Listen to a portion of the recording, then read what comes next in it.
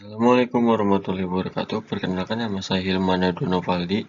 Di sini saya akan menjelaskan mengenai analisis tapak terkait MRT Fatmawati. Selanjutnya di sini ada analisis tapak MRT Fatmawati terkait analisis makro. Untuk tentang dari tapak tersebut adalah Jakarta Selatan adalah kota administrasi yang maju dalam bidang pembangunan, seperti dengan kota Jakarta Pusat, yaitu di mana banyaknya perumahan warga kelas menengah ke atas dan tempat pusat bisnis utama. Untuk luas wilayah ini sekitar 154,3 km persegi dengan jumlah penduduk 2000,265 juta pada tahun 2019. Untuk batas wilayah sendiri di sini berbatasan dengan Kota Tangerang, Jakarta Timur, Kota Depok, dan Jakarta Barat. Untuk fasilitas radius dari 5 km ini terdapat pada RSUP Fatmawati sejauh 600 meter, yaitu dengan waktu tempuh 7 menit jalan kaki, dan South Quarter 700 meter selama 4 menit untuk naik kendaraan, dan Siloam STB Simatupang 800 meter selama 4 menit naik kendaraan. Di sini ada Point Square sejauh 2,1 km selama 8 menit naik kendaraan, dan yang terakhir ini ada taman hiburan seperti Taman Marga Satwa Ragunan sejauh 4,2 km selama 20 menit naik kendaraan. Selanjutnya di sini ada analisis mikro, yang dimana isinya ini ada regulasi mengenai tapak. Untuk luas lahan ini seluas 20.000 meter persegi, dengan KDB 50% jadi 10.000 meter persegi, dan KLB 3 meter seluas 60.000 meter persegi, dan KB-nya ini 16 lantai, KDH-nya 30% seluas 6.000 meter persegi, KTB-nya ini 40% seluas 8.000 meter persegi. Untuk tipe dari tapak ini adalah T, dan GSB-nya ini dari arah utara seluas 10 meter dan dari arah timur seluas 15 meter. Yaitu pada batas tapak ini ada Jalan Era Kartini, ada ruko-ruko, ada RSUP Fatmawati, dan ada kantor dan MRT Fatmawati. Untuk fasilitas dari radius 1 km ini dari jarak tapak ini, yang pertama ini ada Universitas Prasetya Mulia, yaitu sejauh 400 meter dalam jarak waktu tempuh 5 menit jalan kaki, dan ada kantor kecamatan Cilandak sejauh 600 meter dengan waktu tempuh 7 menit jalan kaki, dan RSUP Fatmawati sejauh 600 meter dalam waktu tempuh 7 menit jalan kaki. Ada Gor Cilandak sejauh 800 meter dengan waktu tempuh 10 menit jalan kaki, dan yang terakhir ada South Quarter sejauh 700 km dalam waktu tempuh 4 menit naik kendaraan. Selanjutnya di sini ada analisis mengenai pencapaian dari tapak tersebut. Untuk keterangan pada nomor 1 ini ada pintu MRT Fatmawati, keterangan 2 ada bus stop Banjarsari, dan ketiga ini ada bus stop kantor pos Fatmawati, dan keempat ini ada bus stop Fatmawati 1, dan yang kelima ini ada angkot D02 dan S15, dan dari nomor 6 ini ada angkot D02. Untuk mengenai analisis ini, untuk perjalanan dari MRT menuju Tapak sejauh 6 meter, dan untuk perjalanan dari bus stop Banjarsari ini kurang dari 150 meter, dikarenakan harus memutar lewat jalur pedestrian. Dan untuk perjalanan dari bus stop kantor pos sejauh 260 meter, dan untuk perjalanan kaki dari bus stop Fatmawati 1 sejauh 360 meter. Yang terakhir, sedangkan untuk angkot ini terdapat di sekitar area set yang memudahkan para pengguna. Selanjutnya ada analisis terkait sirkulasi pada pejalan kaki, di mana ada keterangan di sini pada nomor 1 ini pedestrian yang cukup mendukung, dan nomor 2 ini pedestrian juga mendukung, dikarenakan udah cukup tertata dengan rapi, dan nomor 3 pun sama sedemikian rupa. Untuk nomor 4 ini banyaknya warung menutupi trotoar sehingga mengganggu jalan pedestrian yang ada. Dan nomor 5 ini pembatas jalan dengan tembok, jadi perlu dikelola dengan baik. Dan nomor 6 ini tempat mangkal taksi pada area site. Untuk keterangannya sendiri ini untuk warna oranye muda ini merupakan hal yang menguntungkan, dan warna oranye gelap ini merupakan suatu hal yang berpotensi, dan yang nomor merah ini merupakan suatu hal yang merugikan. Nah, pada tanggapannya di sini pada area dengan kondisi menguntungkan ditekankan untuk dimaksimalkan pada desain pedestriannya. Dan pada area berpotensi dilakukan penataan yang baik sehingga dapat memberikan keuntungan atau nilai plus pada area tapak. Nah, untuk pada area yang terakhir ini area yang merugikan, yaitu pada area tersebut lebih dirapikan agar tidak menjadi satu kendala untuk area tapak. Selanjutnya ada analisis sirkulasi kendaraan umum dengan keterangan sebagai berikut. Untuk nomor 1 dan 2 ini merupakan depan jalan dari set tersebut, yaitu dengan kondisi jalan tidak terlalu besar dan dekat pintu tol. Dan untuk nomor 3 ini jalan cukup lebar pada bagian samping menuju perempatan dari jalan tersebut. Dan untuk nomor 4 ini merupakan perempatan lampu merah dengan kondisi yang begitu macet pada waktu-waktu tertentu. Dan nomor 5 dan 6 ini adalah dari arah timur site tersebut, yaitu dengan kondisi jalan cukup lebar. Nah, untuk keterangannya di sini pada oranye muda merupakan tidak ramai, oranye tua ini merupakan ramai, dan warna merah ini sangat ramai. Untuk kendaraan yang melalui dari set tersebut ini ada kendaraan angkot, taksi, ojek online, dan busway. Tanggapannya sendiri mengenai sirkulasi kendaraan umum ini itu memberikan fasilitas tambahan seperti halte untuk memberikan rasa aman dan nyaman bagi pengguna kendaraan umum. Selanjutnya ada analisis set entrance, yaitu dengan tujuan merespon masuknya suatu kendaraan umum ataupun pribadi ke dalam set. Di sini saya akan membedakan mengenai dua tipe dari analisis yang saya gunakan. Yaitu untuk tipe 1 ini ada kelebihannya ini main entrance masuk ke set dengan merespon kepadatan kendaraan dan arah sirkulasi masuk ke dalam jalan lain. Dan sirkulasi yang dapat mengurangi kemacetan jalan utama. Untuk kekurangan dari tipe 1 ini itu komposisi sirkulasi yang terlalu monoton. Selanjutnya ada tipe kedua, dengan kelebihan main entrance masuk ke set merespon kepadatan kendaraan, dan arah sirkulasi mengikuti jalan utama, dan sirkulasi ini cukup mudah dicapai. Untuk kekurangan sendiri ini dapat menimbulkan kemacetan jika lalu lintas sedang padat. Selanjutnya ada analisis mengenai kepadatan jalan.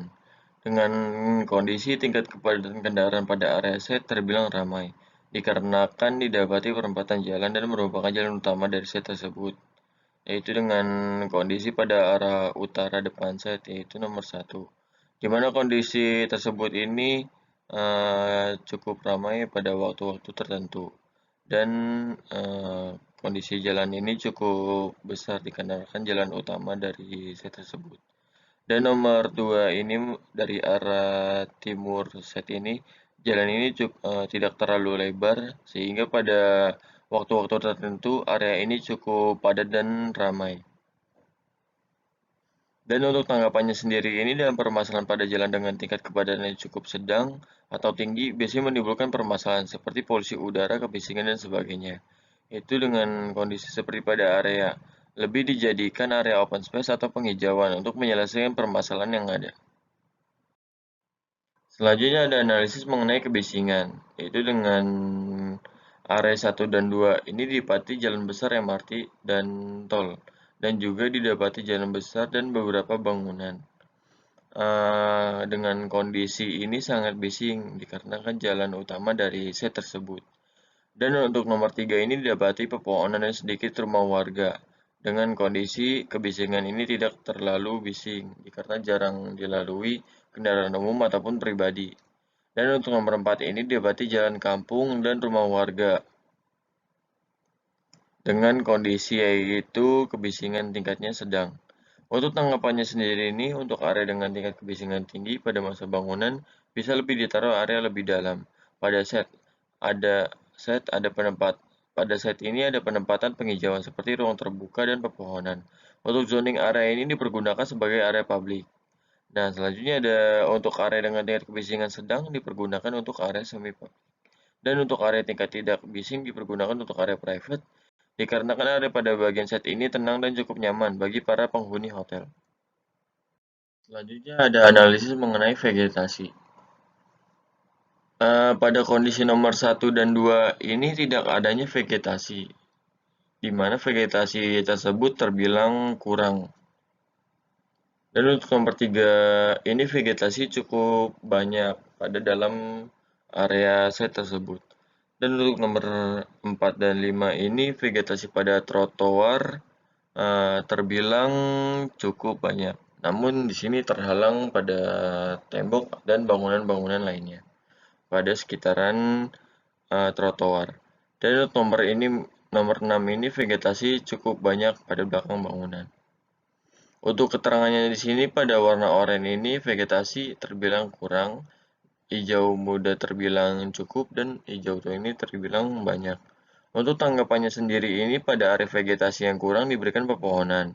Dan untuk pada area vegetasi yang cukup atau sekitaran trotoar hanya dimaksimalkan pada desain landscape. Dan pada area vegetasi yang cukup banyak lebih dimanfaatkan untuk pengudaran bangunan. Di sini pada jenis vegetasi ini ada tanaman hias dan pepohonan. Untuk tanaman hias sendiri ini lebih dipergunakan pada area vegetasi yang cukup banyak. Sedangkan untuk pepohonan ini dipergunakan pada area yang terbilang vegetasi kurang ataupun cukup. Selanjutnya ada analisis mengenai iklim pada area tersebut, di mana pada keterangan ini untuk data di samping pada iklim di Jakarta Selatan yaitu rata-rata debit hujan kisaran 50-60%. Dan untuk suhunya sendiri pada siang hari ini sekitar 32-33 derajat sehingga cukup panas. Sedangkan untuk malam hari ini 25 derajat sampai 27 derajat sehingga terasa sejuk. Untuk mengenai kondisi pada saat ini, nomor 1 ini kurangnya penghijauan. Dan nomor 2 ini banyak pepohonan, dan nomor 3 ini banyak pepohonan. Untuk tanggapannya sendiri ini pada analisis iklim pada area selatan dan timur dikarenakan vegetasi ini cukup banyak sehingga apabila cuaca sedang panas, area tapak cukup sejuk untuk pejalan kaki. Sehingga hanya dimaksimalkan pada desain landscape yang menarik. Dan untuk sedangkan pada area utara ini hampir tidak ada pepohonan sama sekali. Sehingga harus diberikan teduhan atau pepohonan apabila cuaca sedang panas atau hujan dapat membuat rasa nyaman pada pengguna jalan area set tersebut. Selanjutnya ada analisis mengenai arah angin. Di sini saya mengambil data mingguan pada arah angin tersebut. Untuk analisisnya ini untuk data di samping pada perkiraan angin di Jakarta Selatan rata-rata kecepatan arah angin 10 sampai 15 km, sedangkan untuk arah anginnya ini sendiri dari utara menuju selatan. Itu bisa kita lihat dari set tersebut ini, berarti dari arah jalan besar masuk ke dalam set tersebut.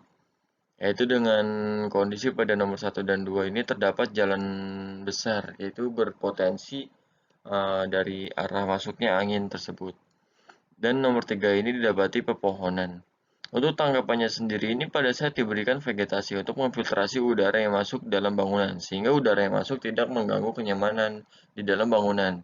Untuk pada bangunan di bagian beberapa bagian atau memberikan lengkungan pada bagian agar tekanan udara yang masuk terbagi secara merata. Selanjutnya ada analisis arah angin, yaitu pada data harian di sini pada pukul 7 waktu Indonesia Barat, area barat terasa sejuk dikarenakan matahari berada pada arah timur. Dan untuk pukul 9 waktu Indonesia Barat, area barat sedikit hangat dikarenakan matahari ini cukup di atas pada area tapak tersebut. Dan untuk pukul 12 waktu Indonesia Barat, seluruh area terasa panas dikarenakan pada matahari ini terletak di atas bangunan. Dan untuk pukul 15 waktu Indonesia Barat, arah timur terasa panas. Dan pada kondisi di sini pada nomor 1 dan 2 tidak adanya bangunan tinggi. Sehingga matahari ini langsung masuk ke set tersebut. Dan untuk nomor 3 ini hanya didapati pepohonan. Untuk tanggapannya sendiri pada sekitaran area set jarang adanya bangunan tinggi sehingga panas matahari langsung masuk ke area set. Tidak adanya bayangan. Sehingga diperlukan sunscreen atau fasad pada bangunan pada area ini. Dan untuk pada bangunannya ini diorientasikan arah bangunan yang ke arah utara sehingga panas yang masuk tidak begitu banyak ke dalam bangunan. Selanjutnya ada analisis view. Pertama di sini ada view dari keluar set dengan kondisi pada arah utara ini ada beberapa bangunan tinggi. Dan nomor 2 ini ada area hijau dan juga beberapa kantor pemerintahan. Dan nomor 3 ini ada gang-gang pemukiman pada area set tersebut. Untuk di sini itu penempatan orientasi bangunan yang benar, juga memberikan view yang bagus dan menjadi daya tarik bagi para pengguna, khususnya pengguna hotel. Jadi pada kondisi kondisi view floor set ini lebih ditekankan pada view tersebut. Untuk view ke dalam set ini, pada area 1 ini kondisi lahan kosong dengan sedikitnya vegetasi. Dan nomor 2 ini terdapat tembok-tembok yang menghalangi set tersebut. Dan nomor 3 ini merupakan area penghijauan di mana terdapat banyaknya pepohonan pada belakang set tersebut. Untuk tanggapannya sendiri ini yaitu penggunaan sunscreen atau fasad dan elemen arsitektur lainnya pada bangunan untuk membuat suasana terlihat lebih menarik dan view berbeda dari arah luar set. Selanjutnya ada analisis mengenai zoning. Untuk keterangannya ini area hijau merupakan area publik, warna biru ini merupakan semi publik, dan warna oranye ini merupakan area private. Penempatan zoning area dengan menempatkan area terlebih dahulu, kemudian semi publik, dan yang terakhir private. Penempatan ini dilakukan setelah melalui pertimbangan dari hasil analisis tapak dari berbagai permasalahan yang ada.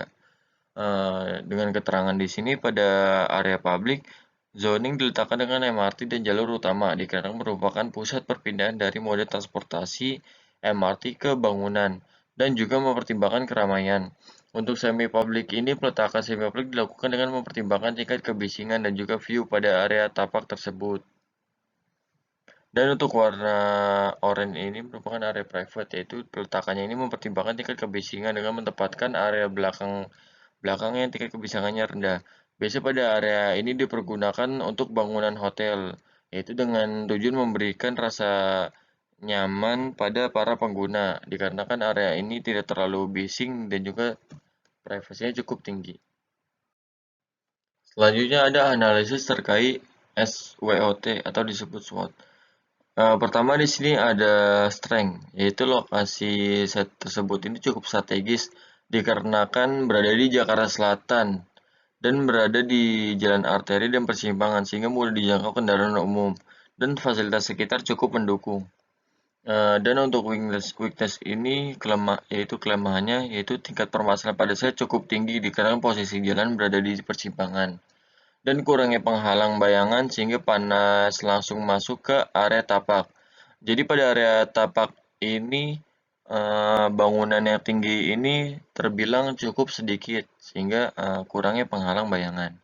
Dan selanjutnya ada jalur pedestrian yang masih kurang tertata, seperti didapati kurangnya pepohonan dan beberapa digunakan untuk penjualan pada area trotoar yang sudah dibahas pada analisis sebelumnya. Dan ada opportunities, yaitu sebuah peluang dari set tersebut ini, yaitu di mana bangunan berkonsentrasi oriented development sebagai solusi untuk pemeralihan dari kendaraan pribadi ke kendaraan umum dan lokasi yang berdekatan dengan stasiun MRT Fatmawati dan dapat menjadi pusat bisnis dan komersial sehingga pada rancangan TOD ini cukup tepat pada area Jakarta Selatan. Dan selanjutnya ada threat, yaitu sebuah ancaman di masa depan yang akan datang. Dengan kondisi kota Jakarta merupakan kota dengan potensi padat penduduk, sehingga ya itu merupakan sebuah tantangan dari penggunaan dari rancangan hotel tersebut. Yaitu selanjutnya ada perubahan bangunan pada kota yang banyak menggunakan high-rise building sehingga menjadi tantangan untuk desain bangunan yang menarik dan fungsional. Selanjutnya di sini ada blockchain mengenai terkait dari tapak tersebut. Di mana pada area 1 ini merupakan mall atau bangunan komersial yang saya taruh pada bagian belakang set tersebut. Dikarenakan ini bakal jadi tempat fasilitas dari hotel tersebut. Dan selanjutnya ini di depan ada convention atau exhibition hall. Di mana penempatan ini diperuntukkan karena area ini cukup ramai dan juga banyak aktivitas yang akan dirancang pada area saya tersebut. Dan ada semi outdoor mall atau shopping street yang berdekatan pada mall dan komersial. Dan nomor 4 ini ada lobby mall, nomor 5 ini ada gudang loading dock, nomor 5 ada inner court, di mana merupakan daya tarik dari bangunan tersebut dan memberikan rasa kesan yang nyaman pada pengguna bangunan area tersebut. Dan ada nomor 7 ini ada public space, dan nomor 8 ini ada halte busway, nomor 9 ini ada jalur pedestrian yang merupakan fasilitas dari area tersebut ini, dan nomor 10 ini ada plaza convention atau exhibition hall, dan nomor 11 ini ada drop off kendaraan mobil yang terdapat pada hanya bagian depan set saja. Dan untuk loading dock ini terdapat pada bagian belakang bangunan. Dikarenakan area ini cukup private, sehingga saya peruntukkan untuk loading dock. Dan nomor 13 ini ada jalur masuk keluar motor. Untuk jalur keluar masuk dan motor ini saya samakan dengan loading dock, sehingga lebih memaksimalkan sirkulasi yang ada. Dan untuk nomor 14 ini juga jalur masuk mobil dari set tersebut. Hanya di sini didapati pembatas dari antara jalur masuk mobil, loading dock, dan juga motor. Dan nomor 15 ini ada jalur keluar mobil dari area basement. Dan untuk nomor 16 ini yaitu jembatan penghubung MRT. Selanjutnya, di sini ada perspektif mengenai skematik desain. Untuk area warna hijau tua merupakan area hotel untuk tempat penginapan, dan di bawahnya ada mall yang bakal jadi fasilitas hotel tersebut. Di samping ini ada warna kuning merupakan mall semi public atau shopping street, yaitu untuk memberikan daya tarik dari bangunan tersebut. Dan di depannya ini ada warna hijau muda yang merupakan convention atau exhibition hall yang dihubungkan dengan jembatan penghubung untuk memudahkan pencapaian sirkulasi pada bangunan tersebut. Untuk convention atau exhibition hall ini dipergunakan untuk fasilitas pendukung TOD, seperti penggunaan suatu acara-acara publik ataupun eksklusif, dikarenakan pada area set ini didapati beberapa perkantoran dan perumahan pemukiman warga yang mungkin pada acara-acara tertentu sewaktu-waktu dapat menggunakan fasilitas ini. Dan selanjutnya ada warna coklat, di mana merupakan jembatan penghubung pada bangunan menuju MRT Fatmawati, yaitu dengan tujuan untuk memudahkan sirkulasi dalam bangunan tersebut.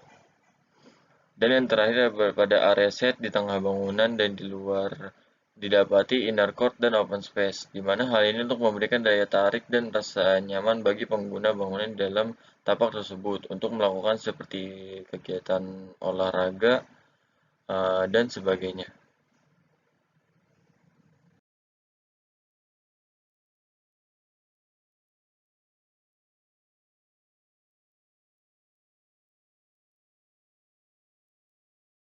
Selanjutnya di sini ada perspektif mengenai market masa bangunan. Nah, kita bisa melihat di sini pada masa yang tinggi ke atas ini merupakan bagian dari hotel bangunan tersebut. Disusul dari bawahnya ini merupakan mall dan convention hall, yaitu fasilitas dari hotel tersebut.